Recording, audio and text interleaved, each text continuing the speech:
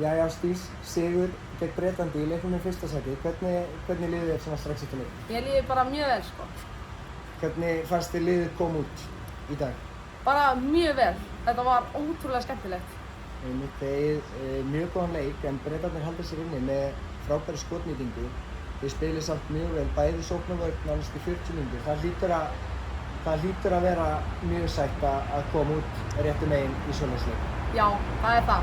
Þær hittu bara rosalega vel í dag og þær eru ekkert svakalega góðar að skjóta en þær hittu á rosalega góðan dag í dag og við þurfum bara að lifa með því og við klárum leikinn samt.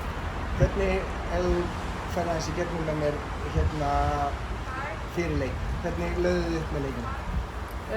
Við ákveðum að skipta á öllu og bara spila okkar bolta.